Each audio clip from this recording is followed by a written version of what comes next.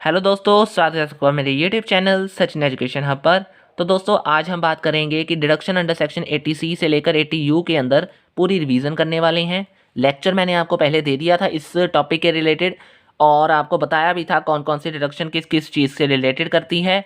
अब हम इसकी रिवीजन करेंगे एक ही पेज के अंदर। तो दोस्तों बिना टाइम वेस्ट किए करते हैं स्टार्ट। तो रिवीजन ऐसी ही वीडियो आपको और मिलती रहेंगी। अगर आपको इसके अलावा कोई नोट्स चाहिए तो आप मेरे टेलीग्राम चैनल से भी ले सकते हैं, उसका लिंक आपको डिस्क्रिप्शन में दे दिया गया है। तो दोस्तों सबसे पहले अब आपके सामने आता है डिडक्शन अंडर सेक्शन 80C। तो 80C किसके साथ रिलेटेड था? कोई भी इन्वेस्टमेंट। तो इसमें आपको मैं पहले ही क्लू दे देता हूं कि अगर आपको 80C आता है कि आपने डिडक्शन निकालनी है तो कौन सी चीज़ें इसमें लेनी है, जितनी भी सेविंग्स से रिलेट करती हैं। तो मैंने एक क्लू दे दिया कि जितनी भी सेविंग्स होंगी आपके क्वेश्चन के अंदर वो सारी ऐड आउट कर दो तो क्या बन जाएगा, डिडक्शन अंडर सेक्शन 80C, यानी उसकी अमाउंट बन जाएगी।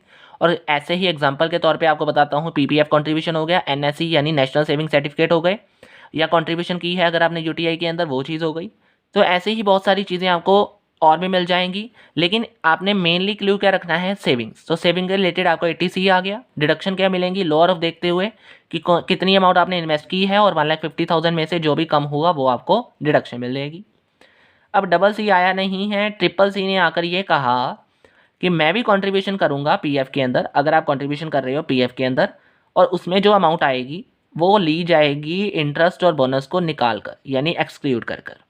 तो इसमें भी डिडक्शन क्या मिलेगी, लोअर ऑफ सेम जैसे इसमें मिलेगी, अमाउंट जितनी डिपॉजिट करवाई है और 1,50,000।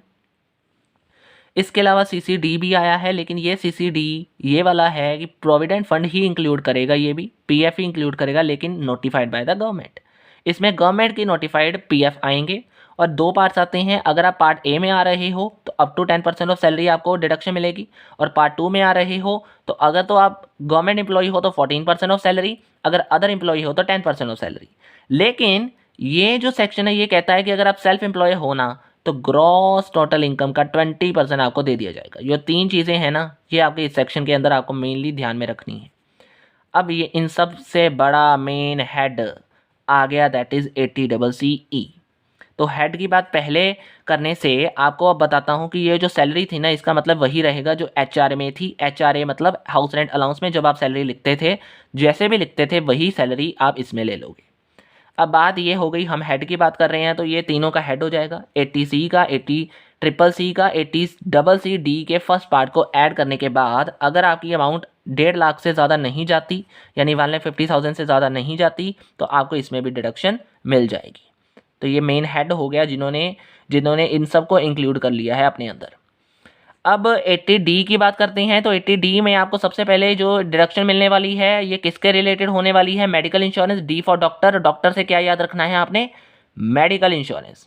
तो डॉक्टर से आपने मेडिकल इंश्योरेंस की तरफ आना है। तो मेडिकल इंश्योरेंस अगर तो आपका सिंपल फैमिली मेंबर का है तो 30,000, सीनियर सिटीजन है तो 25,000, पेरेंट्स का है तो 30,000, सीनियर सिटीजन का है तो 25,000। तो क्लियर हुआ। अब डॉक्टर से आपने मेडिकल इंश्योरेंस तो याद रख लिया। अब डबल डी जो है उससे आपने डिपेंडेंट को याद रखना है। तो डिपेंडेंट जो डिसेबल है यानी चल फिर नहीं सकता, तो अगर तो वो सिंपल है तो 75,000 डिडक्शन है, लेकिन अगर उसकी डिसेबिलिटी सवेयर है यानी 80% तक है तो 1,25,000 आपको डिडक्शन मिलेगी। ये केस हो गया। अब डबल डी के अंदर डबल डी बी क्या कहता है, डबल डी बी कहता है कि अगर कोई डिपेंडेंट है वो आपके इनकम टैक्स के अंदर जो डिसीजेज आपने स्पेसिफाइड बताई हुई हैं उससे सफ़र कर रहा है, तो आपको क्या देखना है, नॉर्मल और सीनियर। नॉर्मल बंदा है यानी नॉर्मल सिटीजन है तो आपने क्या करना है, लोअर ऑफ देखना है कि अगर आपने एक्चुअली जितना पे किया है और 40,000 विच एवर इज लोअर आपको डिडक्शन मिलेगी, और सीनियर सिटीजन में एक्चुअली जितना पे किया और 1 लाख के बीच में लोअर ऑफ देकर आपको डिडक्शन मिलेगी। तो हो गया ये भी। लेकिन मोड इसमें देखा जाएगा अदर देन कैश। अगर हेल्थ चेकअप है तो कैश भी चल सकता है, लेकिन other than cash will be a valid under 80D। तो डी क्या था, मेडिकल इंश्योरेंस यानी डॉक्टर से रिलेटेड। हो गया ये भी इजी था। डी से डॉक्टर याद रखो, उससे मेडिकल इंश्योरेंस अपने आप याद हो जाएगा। ई फॉर, अगर आपने ई फॉर एलिफेंट कहा तो वो चीज़ सही नहीं मानी जाएगी इसके अंदर। मैं बताता हूँ क्यों। तो आपने क्या देखना है, ई फॉर एलिफेंट आप कहते आ रहे हो, लेकिन ये चीज़ नहीं है। आपने ई की राइम की तरफ जाना है। तो राइम क्या कहती है, ई फॉर इंटरेस्ट। अगर आपने याद रखना है तो इसलिए आपको मैं बता रहा हूँ, कुछ अलग तरीका नहीं है इससे याद रखने का। तो आप इससे ऐसा ही याद रख सकते हो, ई यानी ई अगर आप हिंदी में कहते हो तो राइम बन जाती है ई फॉर इंटरेस्ट। तो इंटरेस्ट सबसे पहला जो सिंपल आएगा वो हायर के लिए है, डबल ई आएगा वो रेजिडेंशियल हाउस प्रॉपर्टी के लिए है। इसकी ही अमेंडमेंट EAA ने निकाली है। और अगर आप इन दोनों को छोड़कर बात करते हो तो बी ने कहा मैं नई चीज़ ले देता हूँ, इलेक्ट्रिक व्हीकल। तो सारी चीज़ें बात करते हैं। सबसे पहले बात करते हैं ई की। तो यहाँ पे आपको क्लियर थोड़ा सा नहीं होगा, मैं दोबारा से जूम कर देता हूँ थोड़ा सा। तो loan interest on higher education क्या है? Loan from financial institution. तो मेरे बोलने पर भी आप जा सकते हो अगर आपको क्लियर नहीं हो रहा कि फाइनेंशियल इंस्टीट्यूशन से लोन लेना, ये अगर आप ले लेते हो तो आपको 80E के अंदर as a loan 100% deduction 8 year के लिए हायर एजुकेशन के लोन के ऊपर क्या मिल जाएगी? डिडक्शन मिल जाएगी। यानी जो आपने लोन लिया था उसके ऊपर जो इंटरेस्ट दिया है हायर एजुकेशन का, अगर तो 8 ईयर्स में दिया है तो 100% डिडक्शन है, उसके बाद आपको टैक्स देना पड़ेगा। अब इसके बाद हाउस प्रॉपर्टी के लिए आते हैं। तो हाउस प्रॉपर्टी के लिए क्या है कि ये जो सेक्शन था ये पहले मंजूरी था कि आपको सेक्शन क्या देखना पड़ेगा, 2016 और 17 के अंदर आपका लोन क्या होना चाहिए, सैंक्शन होना चाहिए। और सैंक्शन लोन की वैल्यू कितनी होनी चाहिए? 35 लाख तक। और वैल्यू ऑफ हाउस प्रॉपर्टी कितनी होनी चाहिए? 50 लाख तक। और डिडक्शन मिलेगी कि कितनी अमाउंट है और 50,000, दोनों में से लोअर ऑफ देकर डिडक्शन मिलेगी। लेकिन इसकी अमेंडमेंट में कमाल कर दिया। और कमाल क्या किया है? हाँ, हाउस प्रॉपर्टी की वैल्यू को कम कर दिया। सैंक्शन जो 16-17 था उनको भी 19-20 कर दिया। लेकिन डिडक्शन अमाउंट की बजाय, अमाउंट तो कर दी है, 50,000 की बजाय 1,50,000 कर दी, यानी 1 लाख बढ़ा दी। तो आपके लिए फ़ायदा हो गया। लेकिन अब इन दोनों में से अलग EEB जो है ना, ये अलग सी अमेंडमेंट निकाल कर आया। इन्होंने क्या किया? इलेक्ट्रिक व्हीकल जो आजकल नए चल रहे हैं उसके ऊपर डिडक्शन देने का सोचा है। अगर आपने उससे खरीदने के लिए कोई लोन लिया था, उसके ऊपर इंटरेस्ट देना है तो उसके ऊपर भी डिडक्शन मिलेगी। तो वो कितनी है? लोअर ऑफ देखा जाएगा अमाउंट और 1,50,000 डिडक्शन वही रहेगी। लेकिन जो सैंक्शन लोन है यानी लोन की सैंक्शन पीरियड है वो क्या होना चाहिए? 2019 से लेकर 23 तक का, तभी ये माना जाएगा। अब ये जो ई फॉर आपने क्या कहना है? इंटरेस्ट, ये तो हो गया। मेरी राइम के ऊपर जाना है, मैंने अलग से नहीं बोला, मैंने याद करने के लिए रखा है ई फॉर इंटरेस्ट कहना है अगर आप राइम की तरफ जा रहे हो। मैं बार बार इस चीज़ को समझा रहा हूँ। तो पहला हायर, दूसरा हाउस प्रॉपर्टी और तीसरा क्या है? Electric vehicle. अब हम जी की तरफ जाते हैं। हमारी रिस्पेक्ट करता है ये 80G, यानी 80 के साथ जी लगाना पड़ेगा। तो ये किसके रिलेटेड है? डोनेशन। तो ये इसका मोड भी क्या होना चाहिए? Other than cash. लेकिन अगर कैश में है तो 2000 तक का वैलिड है। लेकिन अगर आप काइंड में डोनेशन कर रहे हो तो कोई डिडक्शन भी नहीं मिलेगी। तो ये चीज़ मायने आपने रखनी है। अब आप कहोगे कि 80G के अंदर ये 4 चीज़ें क्या हैं? अगर आपने लेक्चर देखा है तो आपको क्लियर होगा। उसमें मैंने डिटेल में लिखा हुआ है, इसमें मैंने शॉर्ट में इसलिए लिखा है कि आपको हिंट बताऊंगा मैं बार बार इसे याद करने का, कि अगर आपने 80G में डिडक्शन की अमाउंट निकालनी है तो 4 तरीके आपने अमाउंट देखनी है। 100% without qualifying limit, 100% with qualifying amount, 50% without और 50% विद। तो ये क्वालिफाइंग अमाउंट क्या है?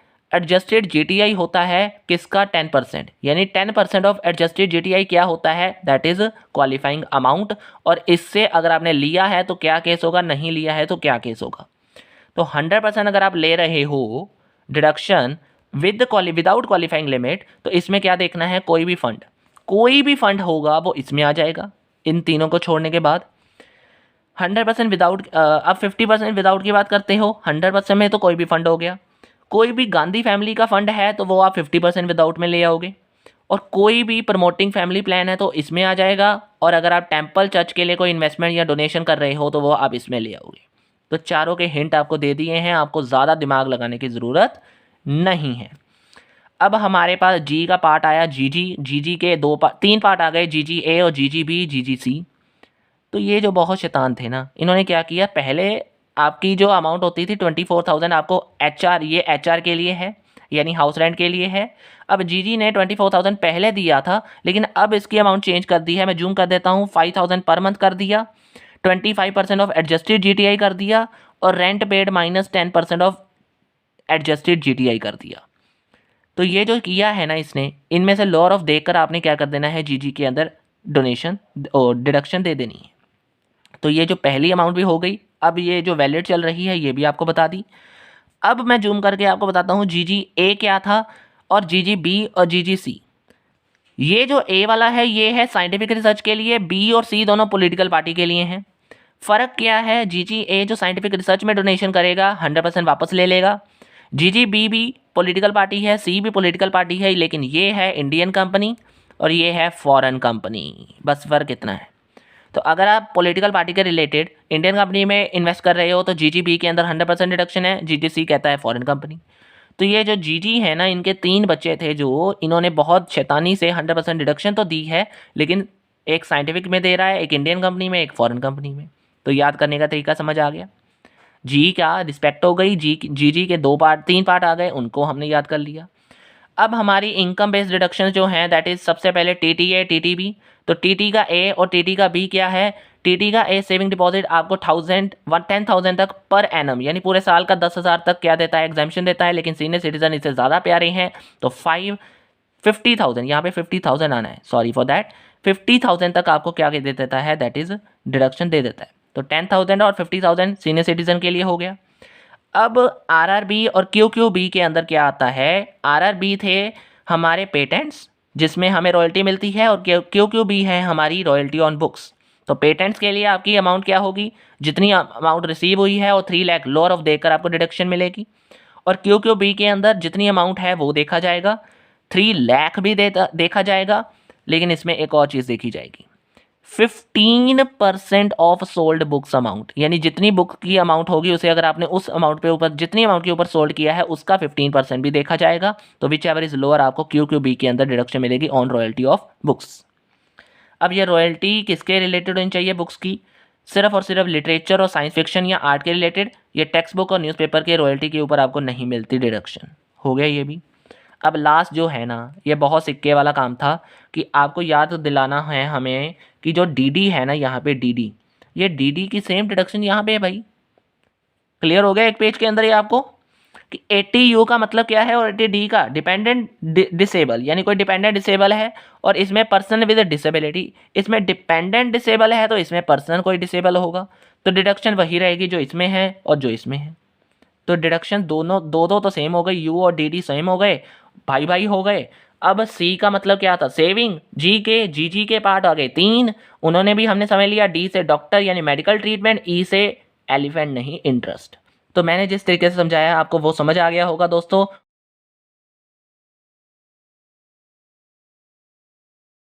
होप सो आपको वीडियो आज अच्छी लगी होगी, समझ आ गई होगी, और एक ही वीडियो के अंदर आपको डिडक्शन का चैप्टर पूरा करा दिया है मैंने। तो दोस्तों आज के लिए इतना ही है टॉपिक, ऐसे ही आपको रिवीजन वीडियो और मिलती रहेंगी। वीडियो अच्छी लगी है तो लाइक करना मत भूलना, कहीं पे प्रॉब्लम आ रही है तो नीचे दिए गए कमेंट बॉक्स में कमेंट कर सकते हो। आज के लिए इतना ही है दोस्तों, थैंक यू वेरी मच।